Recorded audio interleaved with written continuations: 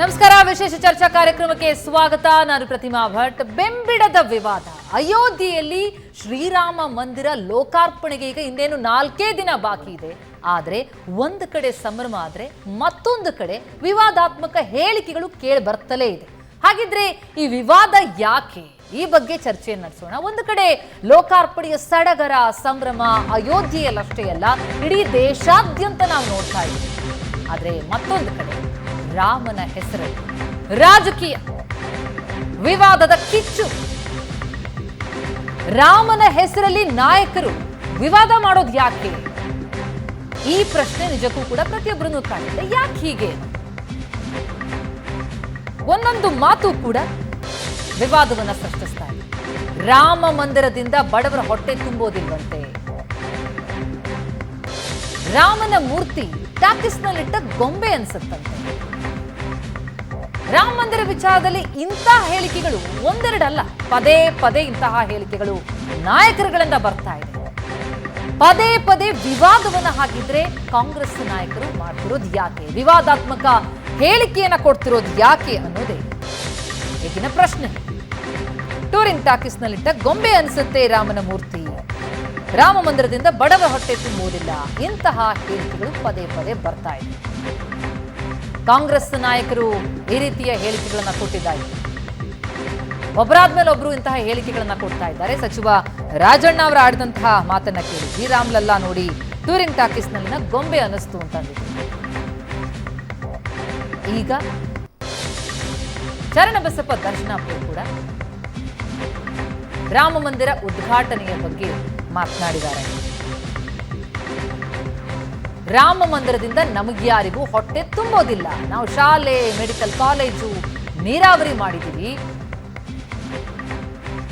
ರಾಮ ಮಂದಿರ ಮಾಡಿದ್ರೆ ಇನ್ ಬಡವರ ಹೊಟ್ಟೆ ತುಂಬಿಸೋದಕ್ಕೆ ಆಗತ್ತಾ ಎನ್ನುವ ಹೇಳಿಕೆಯನ್ನು ಕೊಟ್ಟಿದ್ದಾರೆ. ಈ ರೀತಿ ರಾಮನ ಹೆಸರಲ್ಲಿ ವಿವಾದದ ಕಿಡಿಯನ್ನ ಹೆಬ್ಬಿಸಿದ್ದಾರೆ ಕಾಂಗ್ರೆಸ್ ನಾಯಕರು.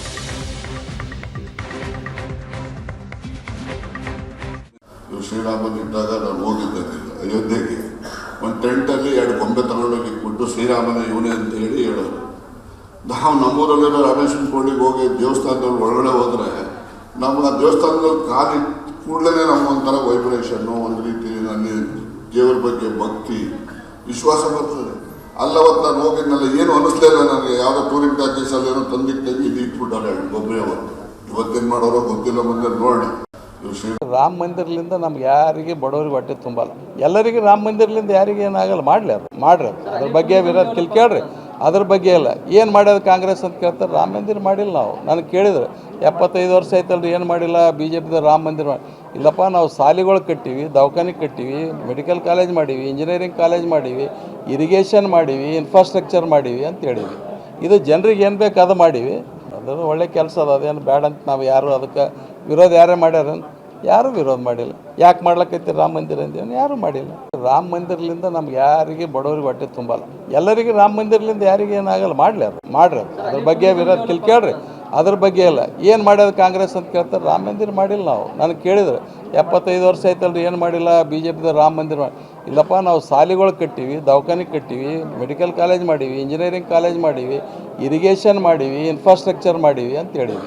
ಇದು ಜನರಿಗೆ ಏನು ಬೇಕು ಅದು ಮಾಡೀವಿ. ಅದು ಒಳ್ಳೆ ಕೆಲಸ ಅದು, ಅದೇನು ಬೇಡ ಅಂತ ನಾವು ಯಾರು ಅದಕ್ಕೆ ವಿರೋಧ ಯಾರೇ ಮಾಡ್ಯಾರ? ಯಾರೂ ವಿರೋಧ ಮಾಡಿಲ್ಲ. ಯಾಕೆ ಮಾಡ್ಲಕ್ಕೈತಿ ರಾಮ ಮಂದಿರ ಅಂದೇನು? ಯಾರೂ ಮಾಡಿಲ್ಲ. ಈ ವಿವಾದವಂತೂ ಬೆಂಬಿಡ್ತಾ ಇಲ್ಲ. ಒಂದು ಕಡೆ ಅದ್ಧೂರಿಯಾಗಿ ರಾಮ ಮಂದಿರ ಅಲ್ಲಿ ನಿರ್ಮಾಣವಾಗಿ ಅಲ್ಲಿ ರಾಮಲಲ್ಲಾ ಮೂರ್ತಿಯ ಪ್ರಾಣ ಪ್ರತಿಷ್ಠಾಪನೆಗಾಗಿ ಇಡೀ ದೇಶ ಎದುರು ನೋಡ್ತಾ ಇರುವಾಗ ಅದರ ಸಂಭ್ರಮದಲ್ಲಿ ಭಾಗಿಯಾಗುವ ಬದಲಿಗೆ ಒಂದಲ್ಲ ಒಂದು ಹೇಳಿಕೆಯ ಮೂಲಕ ವಿವಾದ ಸೃಷ್ಟಿಯಾಗ್ತಾ ಇದೆ. ಯಾಕೆ ಹೀಗೆ? ಈ ಬಗ್ಗೆ ಚರ್ಚಿಸೋಣ. ನಮ್ಮೊಂದಿಗೆ ಅತಿಥಿಗಳಿದ್ದಾರೆ, ಬನ್ನಿ ಮೊದಲಿಗೆ ಅವರನ್ನ ಸ್ವಾಗತಿಸೋಣ. ನಮ್ಮೊಂದಿಗೆ ಹಿರಿಯ ಪ್ರತಿನಿಧಿ, ರಾಜಕೀಯ ವಿಶ್ಲೇಷಕರಾದಂತಹ ಪ್ರಶಾಂತ್ ನಾಥ್ ಜಾಯ್ನ್ ಆಗಿದ್ದಾರೆ. Prashant, welcome to the show. ಹಾಗೆಯೇ ಜೆಡಿಎಸ್ ವಕ್ತಾರರಾದಂತಹ ನಾಗೇಂದ್ರ ಅವರಿದ್ದಾರೆ. ನಾಗೇಂದ್ರ ಅವರು, ತಮಗೂ ಕೂಡ ಕಾರ್ಯಕ್ರಮಕ್ಕೆ ಸ್ವಾಗತ. ಜೊತೆಗೆ ಇನ್ನಷ್ಟು ಅತಿಥಿಗಳು ಜಾಯ್ನ್ ಆಗ್ತಾರೆ ನಮ್ಮನ್ನ. ಆದರೆ ಪ್ರಶ್ನೆ ಇರೋದು, ರಾಮ ಮಂದಿರ ಅಂತ ಅನ್ನೋದು ಬಹಳ ಕೋಟ್ಯಂತರ ಭಕ್ತರ ಆರಾಧ್ಯ ದೈವವಾಗಿರುವಂತಹ ರಾಮನಿಗಾಗಿ ಒಂದು ಮಂದಿರ ನಿರ್ಮಾಣ ಆಗಬೇಕು.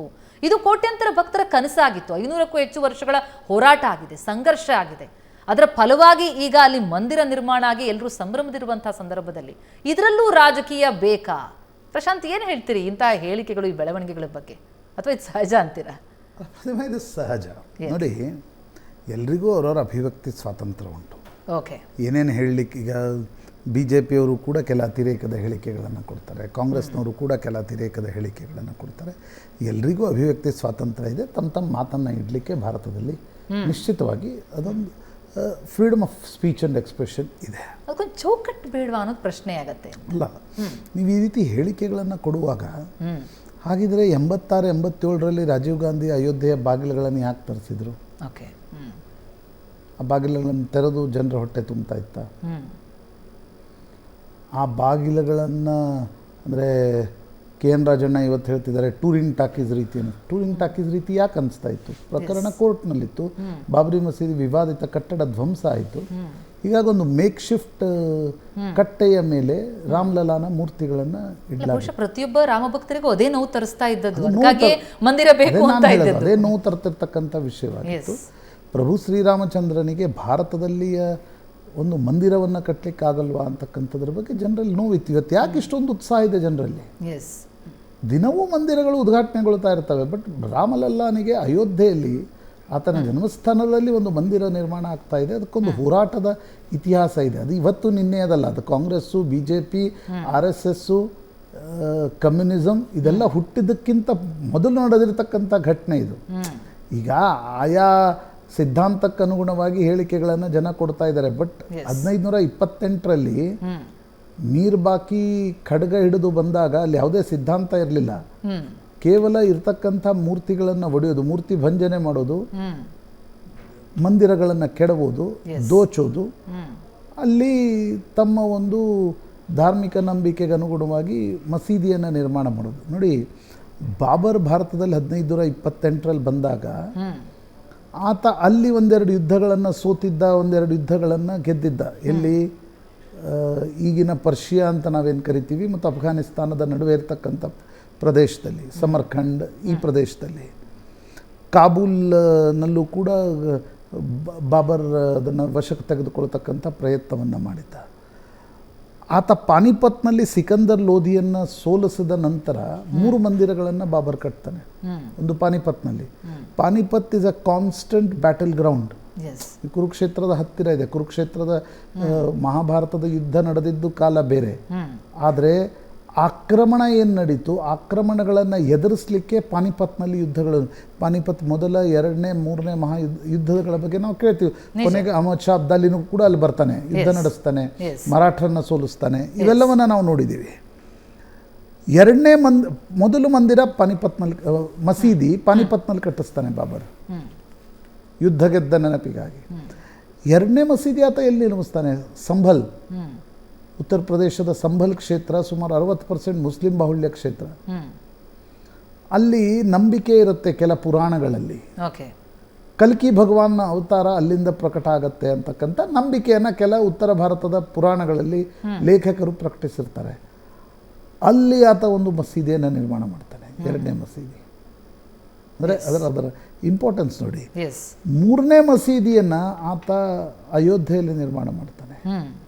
ಅಂದರೆ ಇರುವ ಮೂರ್ತಿಗಳನ್ನು ಭಂಜನೆ ಮಾಡೋದು, ಕಟ್ಟಡಗಳನ್ನು ಒಂದು ರೀತಿ ದೋಚೋದು, ಅಲ್ಲಿ ಬಂಗಾರಗಳನ್ನು ಇಟ್ಟಿರ್ತಾರೆ, ದೋಚೋದು, ವಜ್ರ ವೈಢೂರ್ಯ ಆಭರಣಗಳನ್ನು ದೋಚೋದು.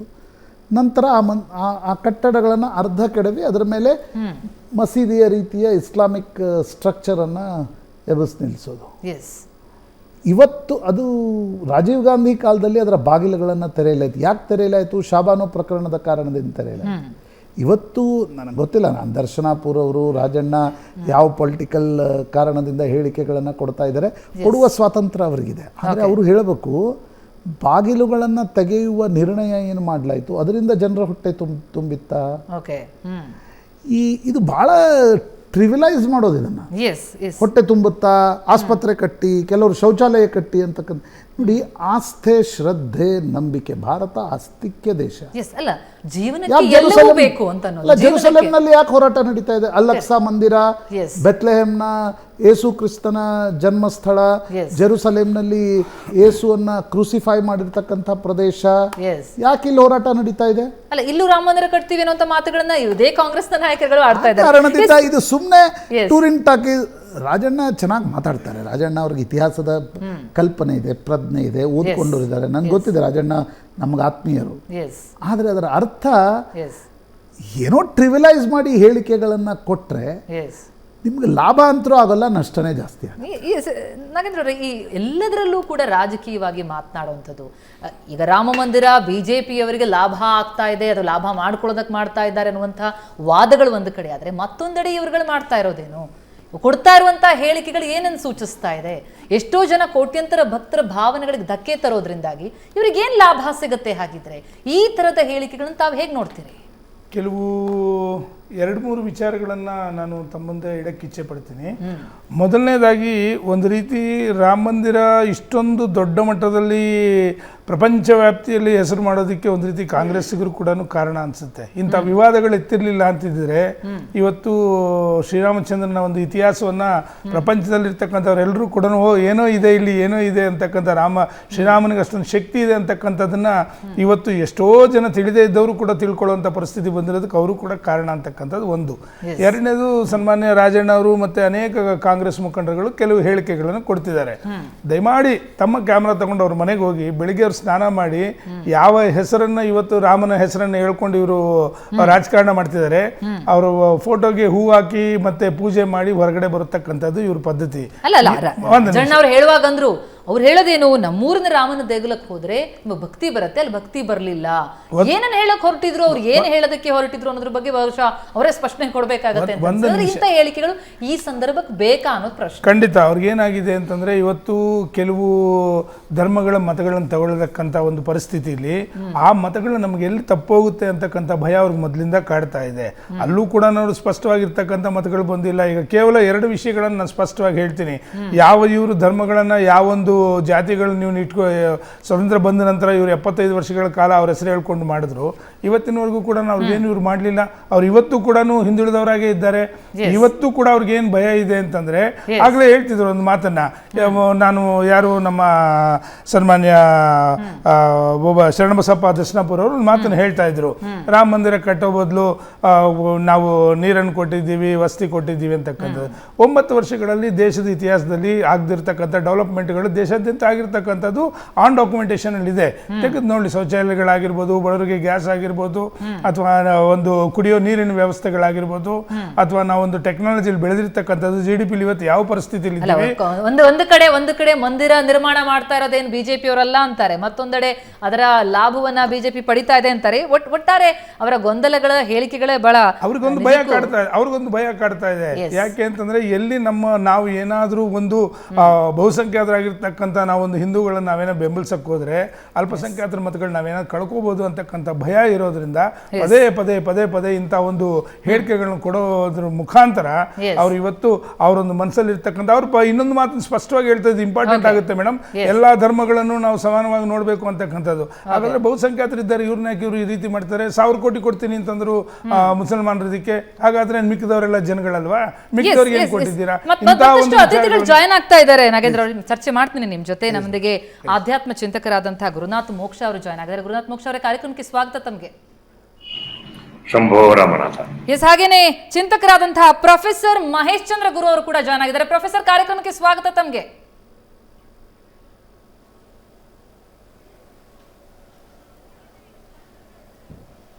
ಎಸ್, ಗುರುನಾಥ್ ಮೋಕ್ಷ ಅವರೇ, ಈಗ ಗಮನಿಸ್ತಾ ಹೋದ್ರೆ ರಾಮ ಮಂದಿರ ಅಂತ ಅನ್ನೋದು ಕೋಟ್ಯಂತರ ಜನ ಭಕ್ತರು ಬಹಳ ವರ್ಷಗಳಿಂದ ಕೂಡ ಕಾಯ್ತಾ ಇದ್ರು. ರಾಮನಿಗೊಂದು ಅದ್ಭುತವಾದಂತಹ ಮಂದಿರ ಆತನ ಜನ್ಮ ಭೂಮಿಯಲ್ಲಿ ಆಗಬೇಕು ಅನ್ನೋದು. ಅದಾಗ್ತಾ ಇರುವಂತಹ ಸಂದರ್ಭದಲ್ಲಿ ಎಲ್ಲರೂ ಈ ಸಂಭ್ರಮದಲ್ಲಿ ಭಾಗಿಯಾಗಬೇಕಾ, ಅಥವಾ ಇದರಲ್ಲೂ ಕೂಡ ರಾಜಕೀಯವನ್ನ ಬೆರೆಸಬೇಕಾ ಅನ್ನುವಂಥ ಪ್ರಶ್ನೆ ಈಗ ರಾಜಕೀಯ ಲೋಕದಲ್ಲಿ ಕೇಳಿ ಬರ್ತಾ ಇರುವಂಥದ್ದು. ತಾವೊಬ್ಬ ಆಧ್ಯಾತ್ಮ ಚಿಂತಕರಾಗಿ ಬೆಳವಣಿಗೆಯನ್ನು ಹೇಗೆ ನೋಡ್ತೀರಿ ಅಂತ? ಇಲ್ಲ, ಬಹಳ ಅದ್ಭುತವಾದ ಬೆಳವಣಿಗೆ ಇದು. 500 ವರ್ಷದ ನಂತರ ಏನು ನಮಗೆ ಈ ಒಂದು ಸೌಭಾಗ್ಯ ದಕ್ತಾ ಇದೆ. ನಾವು ಈ ಸಮಯದಲ್ಲಿ ಈ ಶರೀರದಲ್ಲಿ ಶ್ವಾಸ ತಗೊಳ್ತಿರೋದೇ ನಿಜವಾಗ್ಲೂ ಬಹಳ ದೊಡ್ಡ ಅದ್ಭುತ.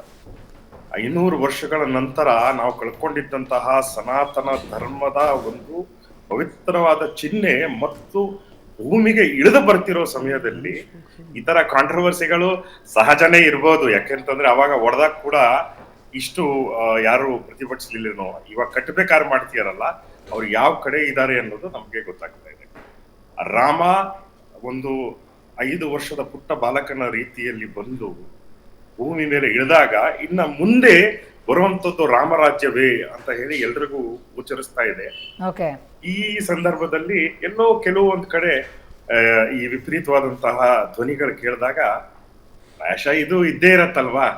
ಈ ನಾವು ಸೋರ್ ಗ್ರೇಪ್ಸ್ ಅಂತ ಒಂದು ಫಾಕ್ಸ್ ಕತೆ ಕೇಳಿದ್ವಿ, ಅದು ಎಗರತ್ತೆ ಎಟಕ್ಸಲ್ಲ ಆ ದ್ರಾಕ್ಷಿಗಳಿಗೆ, ಅಯ್ಯೋ ಹುಳಿ ದ್ರಾಕ್ಷಿ ಇದು ಅಂತ ಹೇಳಿ ಬಿಟ್ಟು ಹೋಗ್ಬಿಡೋದು. ಇದೇ ಕೆಲಸ 1989ರಲ್ಲಿ ನಾನು ರಾಮರಾಜ್ಯ ತರ್ತೀನಿ ಅಂತ ಹೇಳಿ ರಾಜೀವ್ ಗಾಂಧಿ ಅವರು ತಮ್ಮ ಎಲೆಕ್ಷನ್ ಪ್ರಾಸೆಸ್ ನ ಅಯೋಧ್ಯ ರಾಮ ಮಂದಿರದಿಂದ ಶುರು ಮಾಡಿದ್ರು. ಅಕಸ್ಮಾತ್ ಅವರು ಯಶಸ್ವಿ ಆಗಿದ್ರೆ ಇವತ್ತು ಇದೇ ದೇವಸ್ಥಾನವನ್ನ ಕಾಂಗ್ರೆಸ್ ಕಟ್ತಾ ಇತ್ತು.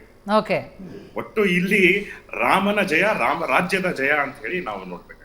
ಎಸ್. ಹಾಗೇನೆ ಬಿಜೆಪಿ ವಕ್ತಾರರಾದಂತಹ ಸಂಕೀರ್ತ ಅವರು ಕೂಡ ಜಾಯ್ನ್ ಆಗಿದ್ದಾರೆ. ಸಂಕೀರ್ತ ಅವರೇ, ಕಾರ್ಯಕ್ರಮಕ್ಕೆ ಸ್ವಾಗತ ತಮಗೆ. ಎಸ್, ಹಾಗೇನೆ ಪ್ರೊಫೆಸರ್ ಮಹೇಶ್ ಚಂದ್ರ ಗುರು ಚಿಂತಕರು ನಮ್ಮ ಜೊತೆ ಇರುವಂತದ್ದು. ಪ್ರೊಫೆಸರ್, ಈಗ ರಾಮ ಮಂದಿರವೇನಲ್ಲಿ ನಿರ್ಮಾಣ ಆಗಿದೆ, ಅಲ್ಲಿ ರಾಮಲಲ್ಲಾನ ಪ್ರತಿಮೆಯನ್ನ ಪ್ರಾಣ ಪ್ರತಿಷ್ಠಾಪನೆ ಏನೇನು ಸೋಮವಾರ ನೆರವೇರುತ್ತೆ, ಆ ದಿನಕ್ಕಾಗಿ ಇಡೀ ದೇಶಾದ್ಯಂತ ಬಹಳಷ್ಟು ಮಂದಿ ರಾಮ ಭಕ್ತರು ಕಾತರದಿಂದ ಕಾಯ್ತಾ ಇದ್ದಾರೆ. ಇಂಥ ಸಂದರ್ಭದಲ್ಲಿ ರಾಜಕೀಯದ ಹೇಳಿಕೆಗಳು ಕೂಡ ಬಹಳ ದೊಡ್ಡ ವಿವಾದವನ್ನ ಸೃಷ್ಟಿಸ್ತಾ ಇದೆ.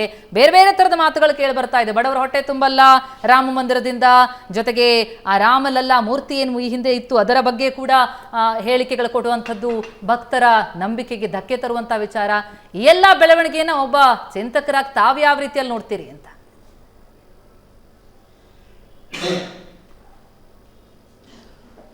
ನೋಡಿ, ಎಸ್,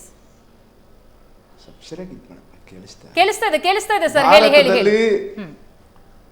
ಎಲ್ಲ ಭಾರತದಲ್ಲಿ ಎಲ್ಲ ಧರ್ಮೀಯರಿಗೂ ಸಂವಿಧಾನ ಕಾಮನ್ ಸ್ಪೇಸ್ ಕೊಟ್ಟಿದೆ, ಸಮಾನ ಅವಕಾಶ ಕೊಟ್ಟಿದೆ. ಎಲ್ಲ ಧರ್ಮೀಯರು ತಮ್ಮ ಧರ್ಮಗುರುಗಳ, ಧರ್ಮ ದೇವತೆಗಳ, ತಮ್ಮ ಧಾರ್ಮಿಕ ಸಂಪ್ರದಾಯಗಳನ್ನ ಅನುಸರಿಸೋದಕ್ಕೆ ಸ್ವತಂತ್ರರಾಗಿದ್ದಾರೆ. ಕೆಲವರು ಈ ರಾಮ ಮಂದಿರ ನಿರ್ಮಾಣದ ಬಗ್ಗೆ, ಉದ್ಘಾಟನೆ ಬಗ್ಗೆ ಪರ ವಿರೋಧ ಹೇಳಿಕೆ ಕೊಡ್ತಾ ಇದ್ದಾರೆ. ಇದು ಅಸಂಬದ್ಧವಾದ ಹೇಳಿಕೆ. ಇಂಥ ಸಂದರ್ಭದಲ್ಲಿ ಅದರ ಅವಶ್ಯಕತೆ ಇಲ್ಲ. ಪೂಜೆ ಮಾಡ್ಕೊತೀರ, ಮಾಡ್ಕೊಳ್ಳಿ ಸ್ವಾಮಿ, ನಿಮ್ಗೆ ಒಳ್ಳೇದಾಗ್ಲಿ, ದೇಶಕ್ಕೂ ಒಳ್ಳೇದಲ್ಲ ಅಂತಕ್ಕಂಥ ಒಂದು ಹೃದಯ ವೈಶಾಲ್ಯತೆಯನ್ನು ನಾವು ಹೊಂದಿರ್ಬೇಕು. ನಾವು ಖ್ಯಾತೆ ತೆಗಿತಕ್ಕಂಥ ಅವಶ್ಯಕತೆ ಇಲ್ಲ. ಇಲ್ಲಿ ರಾಜಕೀಯವನ್ನೇ ಬೆರೆಸ್ತಕ್ಕಂಥ ಅನಿವಾರ್ಯತೆ ಕೂಡ ಇಲ್ಲ. ಇಲ್ಲಿ ರಾಜಕೀಯ ರಹಿತವಾದ ರಾಮ ಮಂದಿರ ಉದ್ಘಾಟನೆ ಇದು. ಆಮೇಲೆ ದೇಶಕ್ಕೆ ಹಿಂದೂ ಧರ್ಮ ಒಂದು ಪ್ರಮುಖವಾದ ಧರ್ಮ. ಹಿಂದೂ ಧರ್ಮೀಯರು ಮಾಡ್ತಕ್ಕಂಥ ಹಬ್ಬ ಹರಿದಿನ, ಪೂಜೆ ಪುನಸ್ಕಾರ ಇವುಗಳನ್ನ ನಾವು ಈ ಭಾಗವಹಿಸ್ತಾ ಇದ್ರೆ ನಾವು ಗೌರವಿಸ್ಬೇಕಾದ ನಮ್ಮ ಕರ್ತವ್ಯ. ಅದು ಸೆಕ್ಯುಲರಿಸಮ್ ಅಂತೇಳಿ ಹಿಂದೂ ಧರ್ಮವನ್ನು ವಿರೋಧ ಮಾಡಿದ್ರೆ ಅದು ನಮ್ಮ ಕರ್ಮ ಆಗಬಾರ್ದು ನನ್ನ ಅಭಿಪ್ರಾಯದಲ್ಲಿ. ಹಾಗಾಗಿ ಆಮೇಲೆ ಕೆಲವರು ಮಂತ್ರಿ ಹೇಳ್ತಾ ಇದ್ದಾರೆ, ರಾಮಲಲ್ಲ ಅಂತಕ್ಕಂಥ ಬೊಂಬೆ ಇಟ್ಟಿದ್ರು ಅಯೋಧ್ಯದಲ್ಲಿ ಸರಿಯೂ ನದಿ ಪಕ್ಕದಲ್ಲಿ ಅಂತ ಹೇಳ್ತಾರೆ. ಅದರ ಅವಶ್ಯಕತೆ ಇಲ್ಲ.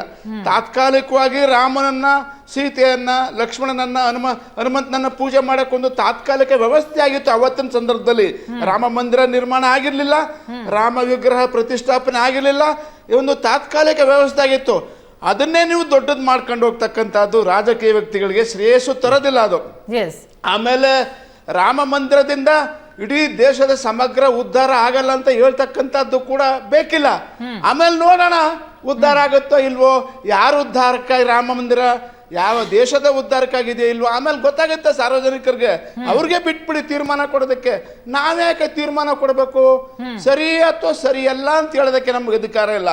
ಯಾಕಂದ್ರೆ ಸುಪ್ರೀಂ ಕೋರ್ಟ್, ಸರ್ವೋಚ್ಚ ನ್ಯಾಯಾಲಯ ಈಗಾಗಲೇ ನಮಗೆ ದೇಶದಲ್ಲಿ ರಾಮ ಮಂದಿರ ನಿರ್ಮಾಣ ಆಗಬೇಕು ಅಂತ ತೀರ್ಪು ಕೊಟ್ಟಿದೆ. ಆ ತೀರ್ಪಿಗೆ ಅನುಗುಣವಾಗಿ ಕೇಂದ್ರ ಸರ್ಕಾರ ರಾಮ ನಿರ್ಮಾಣ ಮಂಡಳಿ ಹೊಂದಿದೆ, ಆಮೇಲೆ ಮಸೀದಿ ನಿರ್ಮಾಣ ಮಂಡಳಿ ಹೊಂದಿದೆ. ಸದ್ಯದಲ್ಲೇ ಮಸೀದಿ ಕೂಡ ನಿರ್ಮಾಣ ಆಗುತ್ತೆ ಅಯೋಧ್ಯೆಯಿಂದ ಹತ್ತಿರದಲ್ಲೇ. ಹೀಗಾಗಿ ಇಲ್ಲಿ ಖ್ಯಾತೆ ತೆಗಿತಕ್ಕಂತ, ಅಪಸ್ವರ ಎತ್ತಕ್ಕಂತ, ಒಬ್ಬರ ಮನಸ್ಸಿಗೆ ನೋವುಂಟು ಮಾಡ್ತಕ್ಕಂತ ಯಾವುದೇ ಸಾಮರಸ್ಯವನ್ನ ಅಲ್ಲಿ ಮೇಳೈಸುವಂತ ಸಂದರ್ಭದಲ್ಲಿ ಯಾಕೆ ವಿವಾದ ಅಂತಾರೆ? ಎಸ್, ಚರ್ಚೆ ಮುಂದುವರಿಸ್ತೀನಿ ಸರ್. ಒಂದು ಪುಟ್ಟ ಬ್ರೇಕ್ ನ ಸಮಯ ಆಗ್ತಾ ಇದೆ. ಬ್ರೇಕ್ ಆದ್ಮೇಲೆ ಈಗ ನಮ್ಮೂರಿನ ರಾಮನ ದೇಗುಲಕ್ಕೆ ಹೋದ್ರೆ ನಮಗೆ ಭಕ್ತಿ ಬರುತ್ತೆ, ಅಲ್ಲಿ ಭಕ್ತಿ ಬರಲ್ಲ, ಇಂತಹದ ಮಾತುಗಳೇನಿದೆ, ಏನನ್ನ ಸೂಚಿಸೋದಕ್ಕಾಗಿ ಇಂಥ ಮಾತುಗಳನ್ನ ಈ ಸಂದರ್ಭದಲ್ಲಿ ಹೇಳಿಕೆಗಳನ್ನ ಕೊಡಲಾಗ್ತಾ ಇದೆ? ಹಾಗಿದ್ರೆ ಇದರ ಉದ್ದೇಶ ಏನು? ಈಗ ಆಗ್ಬೇಕಾಗಿದ್ದು ಏನಾಗಿತ್ತು? ಪ್ರತಿಯೊಬ್ಬರೂ ಕೂಡ ರಾಮ ಎಲ್ಲರನ್ನೂ ಒಂದುಗೂಡಿಸ್ತಾನೆ ಅಂತಾರೆ, ಆದ್ರೆ ಇಲ್ಲಿ ಈ ರೀತಿಯಾದಂಥ ಬೆರುಕು ಮೂಡಿಸುವ ಹೇಳಿಕೆಗಳಿಗೆ ಅಗತ್ಯತೆ ಇತ್ತ ಅನ್ನೋದು ಪ್ರಶ್ನೆ ಆಗುತ್ತೆ. ಚರ್ಚೆ ಮುಂದುವರಿಸೋಣ, ಒಂದು ಪುಟ್ಟ ಬ್ರೇಕ್ ಆದ್ಮೇಲೆ. ನಾವು ಮಾತನಾಡ್ತಾ ಇರುವಂಥದ್ದು ಅಯೋಧ್ಯೆಯಲ್ಲಿ ಶ್ರೀರಾಮ ಮಂದಿರ ಲೋಕಾರ್ಪಣೆಯಾಗೋದಕ್ಕೆ ಇನ್ನೇನು 4 ದಿನ ಬಾಕಿ ಇರುವಂತಹ ಸಂದರ್ಭದಲ್ಲಿ ಪ್ರತಿನಿತ್ಯ ಒಂದಲ್ಲ ಒಂದು ವಿವಿಧ ಹೇಳಿಕೆಗಳು ಬರ್ತಾ ಇದೆ. ಒಂದು ಕಡೆ ರಾಮ ಜಪ, ಆ ಅದ್ದೂರಿ ಮಹೋತ್ಸವಕ್ಕೆ ಸಿದ್ಧತೆ ಸಡಗರಗಳು ನಡೀತಾ ಇದ್ರೆ, ಮತ್ತೊಂದೆಡೆ ರಾಜಕೀಯ ನಾಯಕರುಗಳಿಂದ ಒಂದಲ್ಲ ಒಂದು ವಿವಾದಾತ್ಮಕ ಹೇಳಿಕೆಗಳು ಬರ್ತಾ ಇದೆ. ಈ ಹೇಳಿಕೆಗಳು ಈ ಸಂದರ್ಭದಲ್ಲಿ ಬೇಕಾ ಅನ್ನೋದು ಪ್ರಶ್ನೆಯಾಗುತ್ತೆ. ಬಿಜೆಪಿ ವಕ್ತಾರರಾದಂತಹ ಸಂಕೀರ್ತ ಅವರೇ, ಈ ರಾಮ ಮಂದಿರ ಉದ್ಘಾಟನೆ ಆಗೋದಕ್ಕೆ ಇನ್ನೇನು 4 ದಿನ ಬಾಕಿ ಇರುವಂತಹ ಸಂದರ್ಭದಲ್ಲಿ ಇದು ಬಿಜೆಪಿ ರಾಮ ಮಂದಿರ ಅನ್ನುವಂತಹ ಮಾತುಗಳು ಕೆಲವರು ಹೇಳಿದ್ರೆ, ಅಲ್ಲಿ ಟೆಂಟ್ನಲ್ಲಿ ಇಟ್ಟಿದ್ರು ರಾಮ್ಲಲ್ಲಾ ಮೂರ್ತಿಯ ಬಗ್ಗೆ ಕೂಡ ಬಹಳಷ್ಟು ಮಾತುಗಳು ಕೇಳಿ ಬರ್ತಾ ಇದೆ. ಇದು ಬಡವರಿಗೆ ಬೇಕಾದಂತಹ ಉದ್ಯೋಗ ವ್ಯವಸ್ಥೆಯನ್ನ, ಆ ವ್ಯವಸ್ಥೆಗಳನ್ನ ಮಾಡೋದ್ರ ಬದಲಿಗೆ ಈ ಮಂದಿರ ಮಾಡೋದ್ರಿಂದಾಗಿ ಏನು ಉದ್ಧಾರ ಆಗುತ್ತೆ ಅನ್ನುವಂಥ ಪ್ರಶ್ನೆಗಳು ಬರ್ತಾ ಇದೆ. ಒಟ್ಟಾರೆ ಬಿಜೆಪಿ ಎಡೆಗೆ ಪಾಯಿಂಟ್ ಔಟ್ ಮಾಡಿ ಕೇಳ್ತಾ ಇದ್ದಾರೆ, ಏನ್ ಹೇಳ್ತೀರಿ? ಮಂದಿರ ಅಂತ ಅನ್ನೋದು ನಿಜಕ್ಕೂ ಅಭಿವೃದ್ಧಿ ಸಂಕೇತ ಆಗುತ್ತಾ? ಈಗ ಮೊದಲನೇದಾಗಿ ಕಾಂಗ್ರೆಸ್ನವರಿಗೆ ಈ ಧಾರ್ಮಿಕ ಭಾವನೆಗಳನ್ನು ಅವಹೇಳನ ಮಾಡೋಕ್ಕೆ ಯಾವಾಗ ಅವಕಾಶ ಸಿಗುತ್ತೋ ಅದರ ಸದುಪಯೋಗ ಮಾಡ್ತಾರೆ, ಪ್ರತಿ ಸತಿನೂ ಮಾಡ್ತಾರೆ. ಅವರ ಹೇಳಿಕೆಗಳು ಇದೇನು ಹೊಸ್ತಲ್ಲ, ಮುಂಚಿಂದ ಅವ್ರು ಮಾಡ್ಕೊಂಡು ಬಂದಿರೋ ಇದು ಕಾಂಗ್ರೆಸ್ನವರ ಚಾಳಿ. ಎರಡನೇದಾಗಿ ಮಂದಿರ ಅನ್ನೋದು ಒಂದು ಭಕ್ತಿ ಭಾವನೆ ಸಂಕೇತ. ಕೋಟ್ಯಾಂತರ ಹಿಂದೂಗಳು ಇವಾಗ ರಾಮರಾಜ್ಯದ ಕಲ್ಪನೆ, ರಾಮರಾಜ್ಯ ಹೇಗಿರಬೇಕು ಅಂತ ನಾವು ಒಂದು ಹೋಲಿಕೆ ಮಾಡಿ ಹೇಳ್ತೀವಿ. ಅಂಥ ಒಂದು ಭಾವನೆಗೆ ಇವರು ಅಪಮಾನ ಮಾಡಿರುವಂಥದ್ದು ಕಾಂಗ್ರೆಸ್ನವರು. ಆಮೇಲೆ ಇವರು ಈಗ ಮುಂದುವರೆದು ಏನಾಗುತ್ತೆ ಮಂದಿರ ಕಟ್ಟೋದ್ರಿಂದ ಅಂದರೆ, ಮೊದಲನೇದಾಗಿ ಇಲ್ಲಿ ಹೇಳಬೇಕಾಗಿರೋದು ಮಂದಿರ ನಿರ್ಮಾಣ ಆಗ್ತಿರೋದು ಸರ್ಕಾರದ ದುಡ್ಡಿಂದಲ್ಲ. ಯಾರು ಭಕ್ತಾದಿಗಳು ಸ್ವಯಂ ಪ್ರೇರಿತವಾಗಿ ದೇಣಿಗೆಯನ್ನು ಕೊಟ್ಟಿದ್ದಾರೆ. ಈಗ ಯಾರೋ ಒಂದು ಮಹಿಳೆ ಕಡೆ ವ್ಯಕ್ತಿ ಕಸ ಸಂಗ್ರಹ ಮಾಡಿದ್ದು 20 ರೂಪಾಯಿ ದೇಣಿಗೆ ಕೊಟ್ಟಿದ್ದಾರೆ. ಅಂಥವರಿಂದ ಹಿಡಿದು ಕೋಟ್ಯಾಂತರ ರೂಪಾಯಿ ಕೊಟ್ಟಂಥವರೆಗೂ ಕೂಡ ಎಲ್ಲರೂ ಸೇರಿ ಭಕ್ತಿ ಭಾವನೆಯಿಂದ ಸ್ವಇಚ್ಛೆಯಿಂದ ಏನು ದೇಣಿಗೆಯನ್ನು ಕೊಟ್ಟಿದ್ದಾರೆ ಆ ಹಣದಿಂದ ಮಂದಿರ ನಿರ್ಮಾಣ ಆಗ್ತಿರುವಂಥದ್ದು. ಇದು ಭಕ್ತಿ ಭಾವನೆಯ ಸಂಕೇತ. ಆಮೇಲೆ ಈಗ ಕಾಂಗ್ರೆಸ್ನವ್ರು ಹೇಳ್ಬೋದು, ಏನು ನಾವು 75 ವರ್ಷದಿಂದ ಏನು ಮಾಡಿದ್ವಿ ಅಂತ. ದರ್ಶನಾಪುರ ಅವ್ರ ಹೇಳಿಕೆ ನಾವು ಗಮನಿಸೋದಾದ್ರೆ, ಈಗ ಬಿಜೆಪಿ ಕಳೆದ 9.5 ವರ್ಷದಲ್ಲಿ 25 ಕೋಟಿ ಜನರನ್ನ ಬಡತನ ರೇಖೆಯಿಂದ ಆಚೆಗೆ ತಗೊಂಡ್ಬಂದಿದೆ. ಅದಲ್ಲದೆ ಇವತ್ತು ರಾಮ ಮಂದಿರ ನಿರ್ಮಾಣ ಮಾಡಬೇಕಾದ್ರೆ ನಾವು 5ನೇ ದೊಡ್ಡ ಆರ್ಥಿಕ ಶಕ್ತಿ ಆಗಿದ್ದೀವಿ, 4ನೇ ದೊಡ್ಡ ಸ್ಟಾಕ್ ಎಕ್ಸ್ಚೇಂಜ್ ಆಗಿದ್ದೀವಿ, 3ನೇ ದೊಡ್ಡ ಆಟೋಮೊಬೈಲ್ ಮ್ಯಾನುಫ್ಯಾಕ್ಚರ್ ಆಗಿದೆ, 2ನೇ ದೊಡ್ಡ ಮೊಬೈಲ್ ಮ್ಯಾನುಫ್ಯಾಕ್ಚರಿಂಗ್ ಕಂಪ್ನಿ ಆಗಿದೆ. ಇನ್ಫ್ರಾಸ್ಟ್ರಕ್ಚರಲ್ಲಿ ಹೈಯೆಸ್ಟ್ ಇನ್ವೆಸ್ಟ್ಮೆಂಟ್ ಭಾರತಕ್ಕೆ ಬರ್ತಾ ಇದೆ. ಅದೊಂದೇ ಅಯೋಧ್ಯೆಯಲ್ಲಿ ಇವತ್ತು ಟೂರಿಸ್ಟ್ ಡೆಸ್ಟಿನೇಷನ್, ಇಡೀ ವಿಶ್ವವೇ ಅಯೋಧ್ಯೆ ಕಡೆ ತಿರುಗಿ ನೋಡ್ಬೇಕು, ಆ ರೀತಿ ಭಾರತವನ್ನ ನಾವು ನೋಡ್ತಾ ಇದ್ದೀವಿ. ಈ ಎಲ್ಲ ಸುಸಂದರ್ಭದಲ್ಲಿ ಕಾಂಗ್ರೆಸ್ನವ್ರ ಹತ್ರ ವಿಷಯಗಳಿಲ್ಲ. ಹೇಗ ನಾವು ಒಂದು ಮೀಡಿಯಾ ಅಟೆನ್ಷನ್ ತಗೋಬೇಕು, ನಾವು ಏನಾದ್ರು ಹೇಳಿಕೆಗಳನ್ನ ಕೊಡಬೇಕು ಅಂತ ಅವ್ರು ಈ ರೀತಿ ಹೇಳ್ತಾರೆ. ತಾವು ಅವ್ರ ವಿಶ್ವಾಸಕ್ಕೆ ತಗೊಳ್ಳೋ ಪ್ರಯತ್ನ ಮಾಡ್ಲಿಲ್ವಾ ಅಂತ? ಇಲ್ಲೂ ಕೂಡ ತಾವು ಕ್ರೆಡಿಟ್ ತೆಗೆದುಕೊಳ್ಳುವಂತಹ ಭರದಲ್ಲಿ ಅವರನ್ನ ಮೂಲೆ ಗುಂಪು ಮಾಡೋದಕ್ಕೆ ಹೋಗಿ ಅವರಿಗೆ ಆ ರೀತಿಯಲ್ಲಿ ರೊಚ್ಚಿಗೆದ್ದಿದ್ದಾರೆ. ಅಲ್ಲ, ಮೊದಲನೇದಾಗಿ ಇದು ಬಿಜೆಪಿ ಕಾರ್ಯಕ್ರಮ ಅಲ್ವೇ ಅಲ್ಲ, ಇದು ಈ ಕೋಟ್ಯಾಂತರ ರಾಮ ಭಕ್ತರ ಕಾರ್ಯಕ್ರಮ. ಇದನ್ನ ಮಾಡ್ತಿರೋದು ಬಿಜೆಪಿ ಅಲ್ಲ. ಕಾಂಗ್ರೆಸ್ ಖರ್ಗೆ ಅವ್ರಿಗೆ ಇನ್ವಿಟೇಷನ್ ಕೊಟ್ಟಿದೆ, ಸೋನಿಯಾ ಗಾಂಧಿ ಅವ್ರಿಗೆ ಇನ್ವಿಟೇಷನ್ ಕೊಟ್ಟಿದೆ. ಯಾಕೆ ಅವರು ಬರುವಂತ ದೊಡ್ಡ ಮನಸ್ಸು ಮಾಡ್ತಾ ಇಲ್ಲ?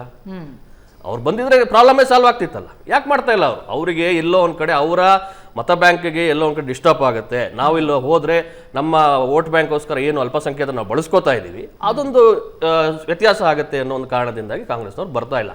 ರಾಜಕೀಯವಾಗಿ ಅವ್ರು ಮಾಡ್ತಾ ಇದ್ದಾರೆ ವಿನಃ ಭಾರತೀಯ ಜನತಾ ಪಾರ್ಟಿ ಎಲ್ಲೋ ಇಲ್ಲ. ಸುಮಾರಷ್ಟು ಜನ ಭಕ್ತರು ಪಕ್ಷಾತೀತವಾಗಿ ನಡೀತಿರುವಂತ ಕಾರ್ಯಕ್ರಮ ಇದು, ರಾಮ ಭಕ್ತರ ಕಾರ್ಯಕ್ರಮ ಇದು ರಾಮ ಅಲ್ಲಿ ಏನಕ್ಕೆ ಇಟ್ರು ಅಂತ ಹೇಳ್ತಾರಲ್ಲ, ಅಂದಿನ ಸಂದರ್ಭದಲ್ಲಿ ಕೋರ್ಟ್ ಆದೇಶ ಕೊಟ್ಟಿದ್ದು ಸ್ಟೇಟಸ್ ಕೋ ಮೇಂಟೈನ್ ಮಾಡಿ ಅಂತ. ಹಾಗಾಗಿ ನಮ್ಮ ಹತ್ರ ಇರೋ ಕರ್ನಾಟಕದ ಅರುಣ್ ಯೋಗಿರಾಜ್ನ ಕರ್ಕೊಂಡು ಹೋಗಲು ಕೆತ್ತನೆ ಮಾಡ್ಸೋಕೆ ಅವಕಾಶ ಇರಲಿಲ್ಲ ಆಗ.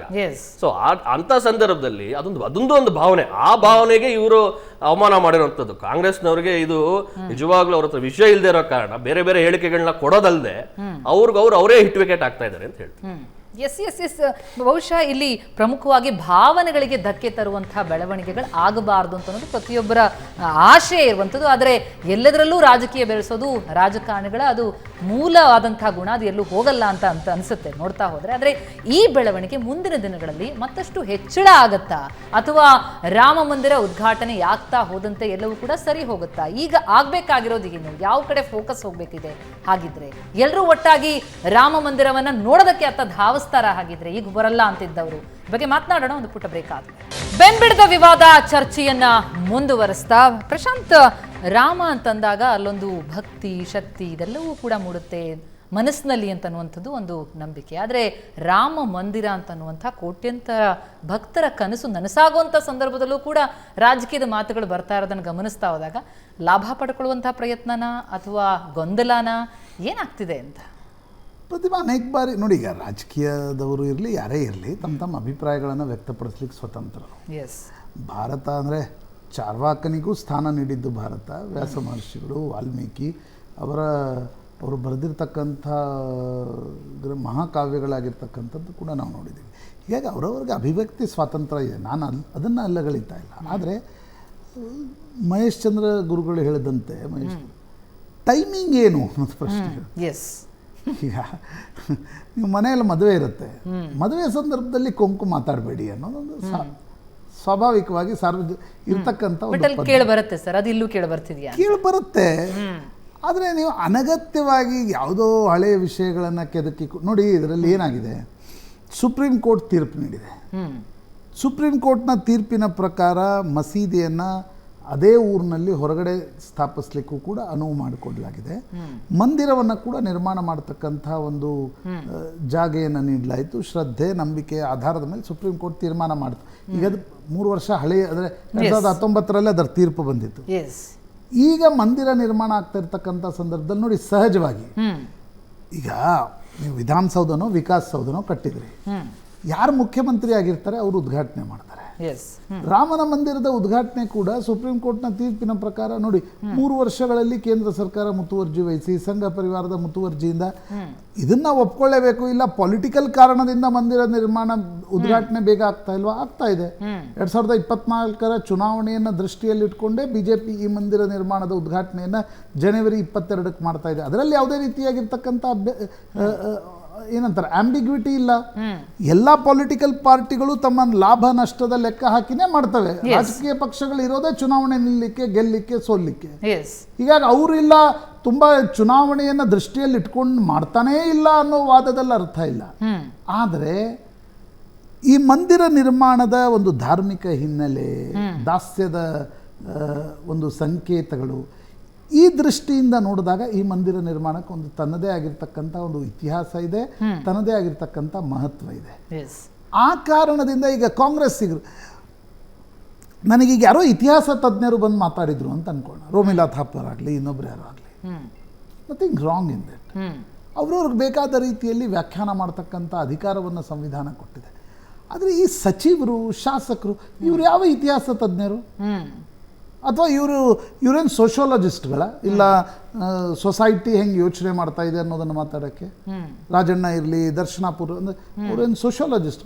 They are politicians. ಅಲ್ಲ, ಎಲ್ಲೋ ಒಂದು ಕಡೆ ಜನರ ಭಾವನೆಗಳನ್ನ ಅವರು ಗೇಜ್ ಮಾಡೋದ್ರಲ್ಲಿ ಸೋತ್ ಬಿಟ್ರ? ಅಲ್ಲ, ಸೋತ್ರೋ ಗೆದ್ರೋ ಅನ್ನೋದು ಚುನಾವಣೆಗಳಲ್ಲಿ ನಿರ್ಣಯ ಆಗುತ್ತೆ. ಪಾಲಿಟಿಕ್ಸ್ ಅದು ಪೊಲಿಟಿಕಲಿ ಈ ರೀತಿ ಸಹಜವಾಗಿ ನಾವು ನೋಡ್ತಾ ಹೋದ್ರೆ ಜನ ಮನಸ್ಸಿನಲ್ಲಿ ಈಗ ಈಗ ನಾನೊಬ್ಬ ಪತ್ರಕರ್ತ, ಪ್ರಾಣ ಪ್ರತಿಷ್ಠಾಪನೆಯ ವಿಷಯ ಮೊನ್ನೆ ಬಂತು, ನನಗದರ ಬಗ್ಗೆ ಗೊತ್ತಿಲ್ಲ.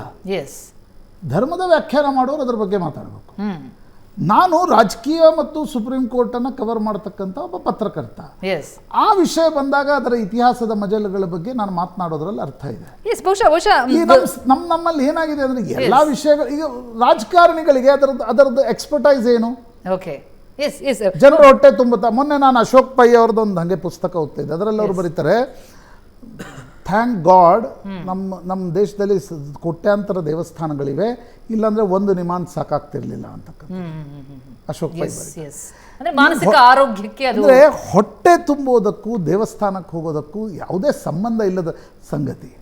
ಈಗ ಒಂದು ಫ್ಯಾಮಿಲಿ ಇರುತ್ತೆ, ತಂದೆ ತಾಯಿ ಇಲ್ಲ, ನಾನು ಬರೀ ಮಕ್ಕಳ ಶಿಕ್ಷಣದ ಮೇಲೆ ಖರ್ಚು ಮಾಡ್ತಿದ್ದೀನಿ, ನಾನು ಗ್ರೇಟು, ನಾನು ಅವರನ್ನು ಎಂಟರ್ಟೈನ್ಮೆಂಟಿಗೆ ಒಯ್ತಾ ಇಲ್ಲ, ಪಾರ್ಕ್ಗೆ ಒಯ್ತಾ ಇಲ್ಲ, ಕ್ರೀಡೆಗಳನ್ನು ಆಡಿಸ್ತಾ ಇಲ್ಲ ಅಂತ ಹೇಳಿದ್ರೆ ಎಷ್ಟು ಹಾಸ್ಯಾಸ್ಪದ ಅನಿಸ್ಬೋದು. ನಾನು ಬರೀ ಶಾಲೆಗೆ ಹೋಗ್ತೀನಿ, ಶಾಲೆಯಿಂದ ಬಂದ ಮೇಲೆ ಅಭ್ಯಾಸ ಮಾಡಿಸ್ತೀನಿ, ಬಿಟ್ರೆ ನಾನು ಏನೂ ಮಾಡಿಸಲ್ಲ ಅವ್ರಿಗೆ, ಯಾಕಂದ್ರೆ ಅಷ್ಟು ನಾನು ಅವ್ರನ್ನ IAS IPS ಮಾಡಿಸ್ಬೇಕು ಅಂತ ಹೇಳಿದ್ರೆ ಅದೆಷ್ಟು ಹಾಸ್ಯಾಸ್ಪದ ಆಗ್ಬೋದು. ಹಾಗೆ ಒಂದು ಸಮಾಜದಲ್ಲಿ ಒಬ್ಬ ವ್ಯಕ್ತಿಗೆ ದೇವರು ಬೇಕು, ಇನ್ಫ್ರಾಸ್ಟ್ರಕ್ಚರ್ ಬೇಕು, ಕಟ್ಟಡಗಳು ಬೇಕು, ಶಾಲೆ ಕಾಲೇಜ್ಗಳು ಬೇಕು, ಸರ್ಕಾರ ಚೆನ್ನಾಗಿ ನಡಿಬೇಕು, ಮನೋರಂಜನಾ ವಿಷಯಗಳಿರಬೇಕು, ಎಲ್ಲವೂ ಬೇಕು. ಜೀವನದಲ್ಲಿ ಎಲ್ಲವೂ ಬೇಕು, ಯಾವ್ಯಾವ್ದು ಬೇಕು ಅನ್ನೋ ಆಯ್ಕೆ ಅವರವರಿಗೆ. ಮಂದಿರ ದೇವರು ಯಾಕೆ ಬೇಕು ಅನ್ನುವ ಕಲ್ಪನೆಗೂ ಶಾಲೆ ಕಾಲೇಜ್ ಇನ್ಫ್ರಾಸ್ಟ್ರಕ್ಚರ್ಗೂ ಯಾವುದೇ ಸಂಬಂಧ ಇಲ್ಲ. ಎಲ್ಲದರಲ್ಲೂ ಅದನ್ನು ತರುವಂತ ಅಗತ್ಯ ಇರುತ್ತೆ. ಗುರುನಾಥ್ ಮೋಕ್ಷ ಅವ್ರನ್ನ ಕೇಳೋಣ.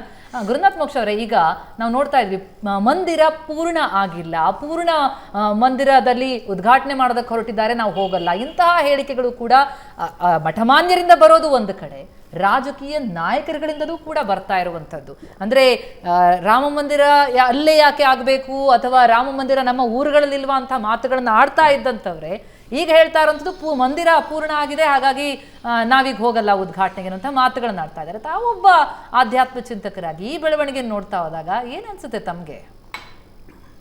ಇಲ್ಲ, ಇಲ್ಲಿ ನೋಡಿ, ಯಾರು ಇದನ್ನ ಹೇಳ್ತೀಯಾರಲ್ಲ ಅವರು ಒಂದು ಪುರಾವೆ ಕೊಟ್ಟು ಈ ಶಾಸ್ತ್ರದಲ್ಲಿ ಈ ತರ ಇದೆ ಅಂತ ಒಂದು ಕೊಟೇಶನ್ ಕೊಡ್ಬೇಕು. ಅಲ್ಲಿ ಏನಾಗಿದೆ ಅಂತಂದ್ರೆ, ಮಂದಿರ ಉದ್ಘಾಟನೆ ಅಲ್ಲ, ಅದು ಪ್ರಾಣ ಪ್ರತಿಷ್ಠಾಪನೆ ಆಗಬೇಕಾದ್ರೆ ಗರ್ಭಗುಡಿ ತಯಾರಾಗಿರ್ಬೇಕು. ಇನ್ಫ್ಯಾಕ್ಟ್ ಮಯಾಮತ ಅಂತ ಹೇಳಿ ನಮ್ಮ ಆಗಮ ಶಾಸ್ತ್ರಗಳಲ್ಲಿ ಬಹಳ ಅತ್ಯಂತ ತುಂಗದಲ್ಲಿರುವಂತಹ ಒಂದು ಗ್ರಂಥ. ಮಂಡೋದರಿಯ ತಂದೆ ಮಯಾ ರಾಕ್ಷಸ ಅಂತ ಹೇಳಿ ಅವನು ಬರ್ದಿರುವಂಥದ್ದು. ಅವನೇನು ಹೇಳ್ತಾನೆ ಅಂತಂದ್ರೆ, ಬೃಹತ್ ಆಕಾರದ ಶಿವಾಲಯಗಳು ಹೇಳ್ತಾರೆ. ಶಿವಾಲಯ ಸ್ಥಾಪನೆ ಮಾಡ್ಬೇಕಾದ್ರೆ ಗರ್ಭಗುಡಿ ಮುಗಿಸಿ ಇನ್ನು ಗೋಡೆ ಬಾಗಿಲು ಕಟ್ಟಕ್ ಮುಂಚೆನೆ ಅದಕ್ಕೆ ಪ್ರಾಣ ಪ್ರತಿಷ್ಠಾಪನೆ ಮಾಡ್ಬೇಕು ಅಂತ. ಯಾಕೆ ಅಂದ್ರೆ ದೊಡ್ಡ ಶಿವಲಿಂಗ ಇಡಬೇಕು ಅಂತಂದ್ರೆ ನೀವು ಆ ಕಿಟಕಿ ಗೋಡೆಗಳಲ್ಲಿ ಒಡೆದು ಇಡಬೇಕಾಗಿದೆ.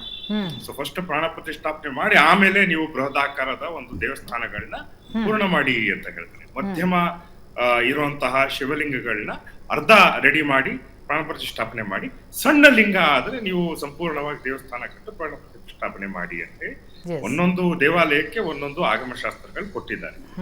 ಸೊ ಇಲ್ಲಿ ಅಪೂರ್ಣ ಮಂದಿರ ಅಂತ ತಗೊಳಕ್ಕಾಗಲ್ಲ, ಪೂರ್ಣ ಗರ್ಭಗುಡಿ ಅಂತ ತಗೊಳ್ಬೇಕಾಗುತ್ತೆ. ಗರ್ಭಗುಡಿ ಪೂರ್ಣ ಆಗಿದೆ.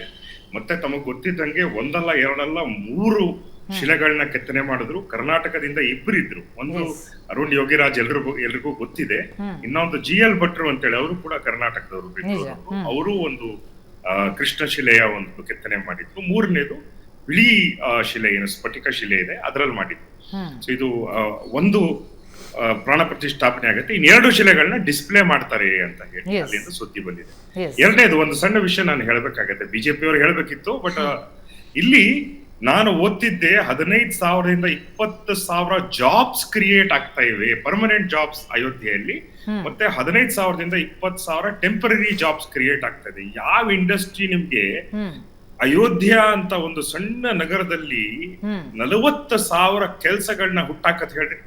ಈ ಟೂರಿಸಂ ಮೂಲಕ 3 ಲಕ್ಷದಿಂದ 5 ಲಕ್ಷ ಜನ ಏನು ಅಲ್ಲಿ ದರ್ಶನಾರ್ಥಿಗಳು ಬರ್ತಾರೆ, ಅವರಿಗೆ ಕೇಟರ್ ಮಾಡ್ಲಿಕ್ಕೆ, ಅವರಿಗೆ ಸೇವೆ ಮಾಡ್ಲಿಕ್ಕೆ 40,000 ಜಾಬ್ಸ್ ಕ್ರಿಯೇಟ್ ಆಗ್ತಾ ಇದೆ. ಯಾವ ಇಂಡಸ್ಟ್ರಿ, ಬೇರೆ ಇಂಡಸ್ಟ್ರಿ ಇಷ್ಟೊಂದು ಸಂಖ್ಯೆಯಲ್ಲಿ ಏನು ರೋಜ್ಗಾರ್ ಕೊಡಕ್ಕೆ ಸಾಧ್ಯ ಇದೆ? ಅದು ಒಂದು ಯೋಚನೆ ಮಾಡ್ಬೇಕು. ಮಾತಾಡ್ತೀನಿ ಮನುಷ್ಯ ಮುಗಿಸ್ಕೊಂಡವ್ರೆ. ಯಾಕಂದ್ರೆ ಈಗ ಪ್ರಮುಖವಾಗಿ ಇಷ್ಟು ದಿನಗಳ ಕಾಲ ಕೇಳಿ ಬರ್ತಾ ಇರೋದು, ಒಂದು ರಾಮ ಮಂದಿರ ಹೇಗೆ ನಿರ್ಮಾಣ ಆಗ್ತಾ ಇದೆ, ಅಲ್ಲಿ ಏನೇನಿದೆ ಅನ್ನೋ ಜೊತೆಗೆ ಅದರಿಂದಾಗಿ ಅಯೋಧ್ಯೆಯಲ್ಲಿ ಯಾವ ರೀತಿಯಾದಂತಹ ಹೊಸ ವಾತಾವರಣ, ಹೊಸ ಅಲೆ ಬಂದಿದೆ ಅಂತ ಅನ್ನೋದ್ರ ಬಗ್ಗೆ. ಹಾಗಾಗಿ ಸುಮಾರು ಅಲ್ಲಿನ ಆರ್ಥಿಕತೆ, ಈಗ ಉತ್ತರ ಭಾರತದ ಆರ್ಥಿಕತೆ ನೋಡ್ತಾರೆ 9.2% ಇದೆಯಂತೆ ದೇಶದ ಆರ್ಥಿಕತೆಯ ಪೈಕಿ. ಅದು 2027 ಆ ಹೊತ್ತಿಗೆ ಇದು ಬಹಳ ದೊಡ್ಡ ಮಟ್ಟದಲ್ಲಿ ಒಂದು ಬೂಮನ್ನ ಪಡೆದುಕೊಳ್ಳುತ್ತೆ ಅನ್ನುವಂತಹ ಮಾತುಗಳು ಆರ್ಥಿಕ ತಜ್ಞರಿಂದ ಕೇಳಿ ಬರ್ತಾ ಇರೋದು. ಅದು ಒಂದು ಭಾಗ.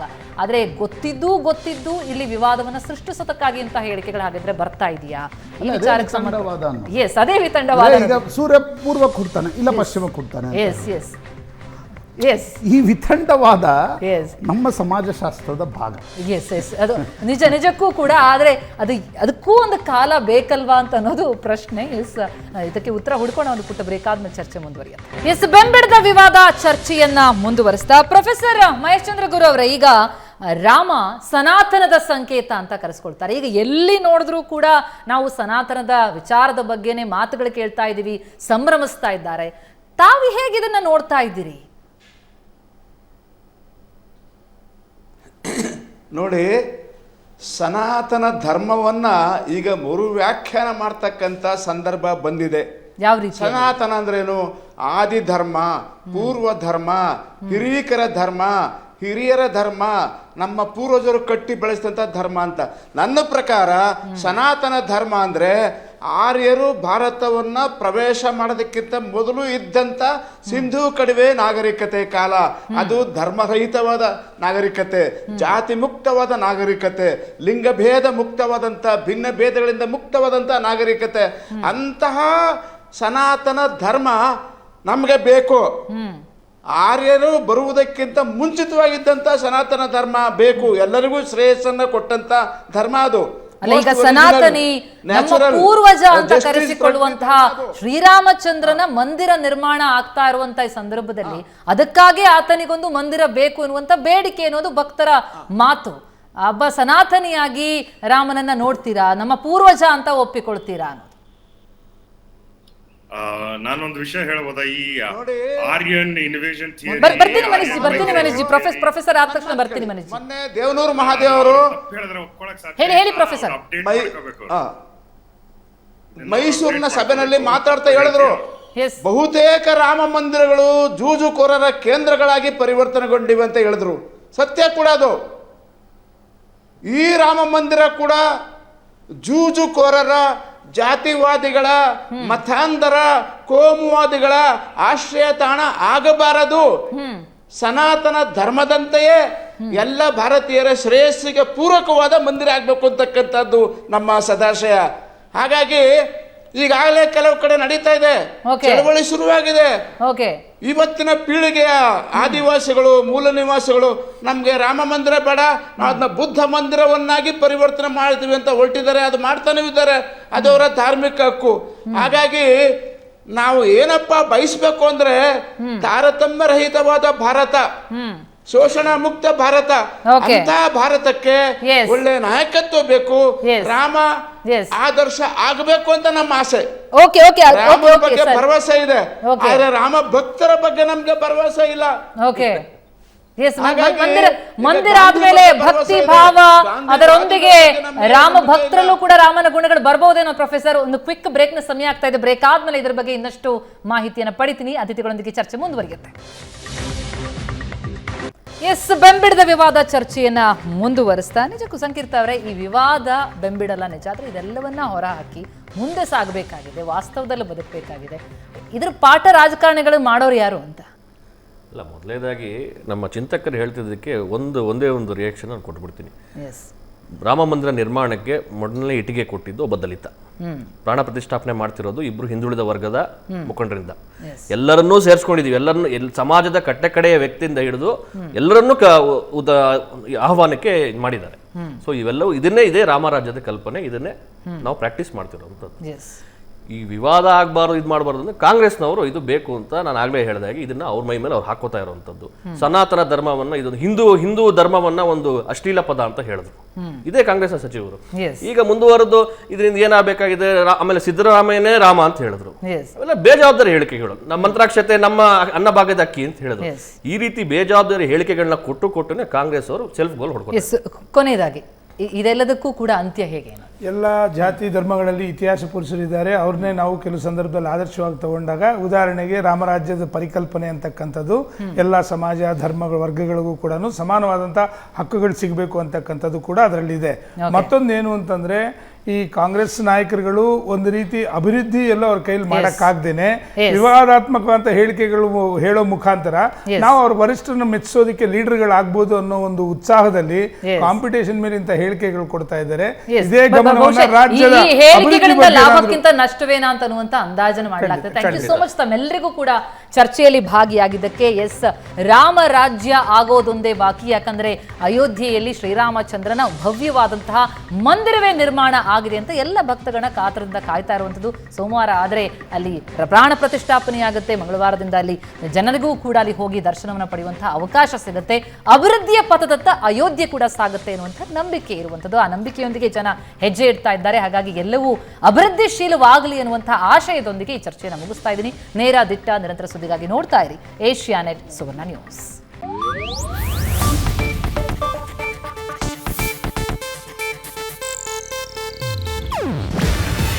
ಇದು ಏಷ್ಯಾನೆಟ್ ನ್ಯೂಸ್ ನೆಟ್ವರ್ಕ್ ಪ್ರಸ್ತುತಿ. ನೀವು ನೋಡ್ತಿದ್ದೀರಾ ಏಷ್ಯಾನೆಟ್ ಸುವರ್ಣ ನ್ಯೂಸ್.